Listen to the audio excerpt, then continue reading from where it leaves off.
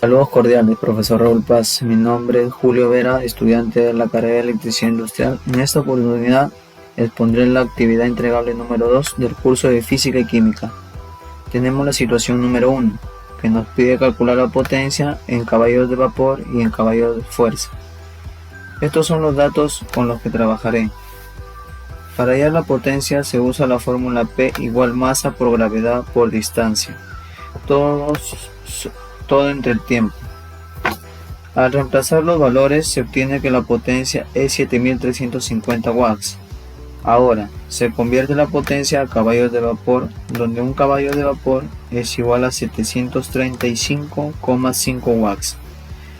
Al emplear regla de 3 se obtiene que 7350 watts equivalen a 10 caballos de vapor. Se convierte potencia en caballos fuerza. Un caballo fuerza equivale a 745,7 watts al utilizar regla de 3 simple. Se obtiene que 7350 watts equivalen a 9,86 caballos fuerza. Respuesta: la potencia necesaria que debe tener el motor de la bomba de agua es 10 caballos de vapor y o 9,86 caballos de fuerza, de ser el caso. En el punto 2 ejemplificaré qué es eficiencia de un motor. Ejemplo 1. ¿Cuál es la eficiencia de un motor que pierde una potencia equivalente a la cuarta parte de la potencia útil? Aplicando fórmula de eficiencia, donde la eficiencia es igual a potencia útil entre potencia absorbida, todo multiplicado por 100. Se determina que la potencia absorbida es igual a la potencia útil más la potencia perdida. Al reemplazar valores, sabemos que la potencia perdida es la cuarta parte de la potencia útil. Al desarrollar la ecuación, se obtiene que la potencia absorbida es 5/4 de la potencia útil. Reemplazando valores en la fórmula se obtiene que la eficiencia del motor es del 80%.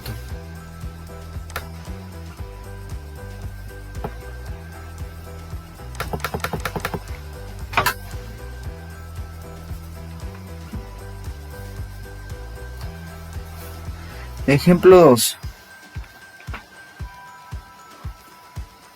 Un motor consume una potencia de 4700 watts y es capaz de elevar cargas de 230 Newton de peso a razón de 10 metros por segundo.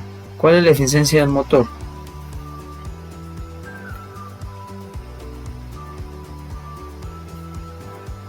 Estos son los datos obtenidos del ejemplo con los cuales trabajaré. Aplico fórmula de eficiencia de un motor, donde eficiencia es igual a potencia útil entre potencia absorbida, todo por 100. Se determina la potencia útil, que es igual fuerza por velocidad, dando como resultado, al reemplazar los valores, 2300 watts. Se determina la eficiencia reemplazando los valores en la fórmula obtenida, 49%. Respuesta: de los ejemplos demostrados, podemos determinar que la eficiencia del motor significa el rendimiento del mismo, y si es bueno o no. Por ello se deduce que si la eficiencia del motor es mayor al 50%, el motor está en óptimas condiciones, pero si la eficiencia del motor es menor al 50%, el motor debe ser cambiado, dado que representa pérdidas. Ahora desarrollaré la situación número 2.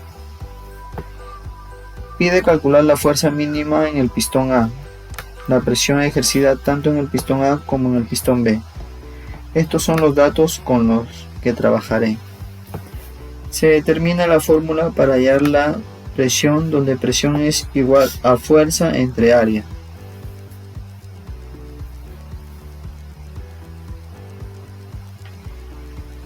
Entonces, fuerza del pistón A entre área del pistón A es igual a fuerza del pistón B entre área del pistón B. Por lo tanto, la presión A es igual a presión B.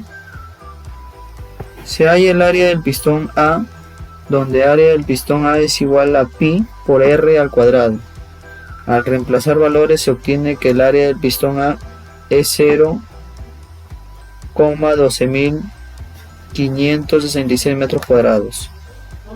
Se halla el área del pistón B, donde área del pistón B es igual a pi por r al cuadrado. Al reemplazar valores, se obtiene que el área del pistón B es 3,1415 metros cuadrados. Se determina la fuerza del pistón B, donde fuerza del pistón B es igual a masa del camión por gravedad. Al reemplazar valores, se obtiene que la fuerza del pistón B es 17.640 newton. Se determina la fuerza del pistón A, donde se emplea la fórmula de equivalencias. Al reemplazar valores, se obtiene que la fuerza del pistón A es igual a 705,6 newton. Se calcula la presión del pistón A. Al reemplazar valores de la fórmula, se obtiene que la presión del pistón A es 5.615,15 pascal. Se calcula la presión del pistón B. Al reemplazar valores en la fórmula, se obtiene que la presión del pistón B es 5.615,15 pascal. Respuesta. La fuerza mínima que se le debe aplicar al pistón A para levantar el camión es de 705,6 newton. La presión ejercida en el pistón A es 5.615,15 pascal y la presión ejercida en el pistón B es de 5.615,15 pascal. En el punto 2, si duplicamos la medida del radio del pistón B, pide calcular los nuevos valores de la fuerza mínima que debe aplicar en el pistón A. La presión ejercida tanto en el pistón A como en el pistón B. Los datos son los siguientes. Solo cambia el radio del pistón B a 2 metros, los demás valores se mantienen. Se determina fórmula para hallar la presión, donde presión es igual a fuerza entre área. Entonces, fuerza del pistón A es igual a fuerza del pistón B. Por lo tanto, la presión del pistón A es igual a la presión del pistón B. El área del pistón A será la misma del ejercicio anterior, 0,12.566 metros cuadrados. Se halla el área del pistón B, donde se reemplazará con el nuevo valor del radio, obteniendo que el área del pistón B es 12,566 metros cuadrados. La fuerza del pistón B es la misma del ejercicio anterior, 17.640 newton. Se determina la fuerza del pistón A, donde se emplea la fórmula de equivalencias. Al reemplazar valores, se obtiene que la fuerza del pistón A es 166,4 newton. Se calcula la presión del pistón A, se reemplaza valores y se obtiene 1403,79 pascal.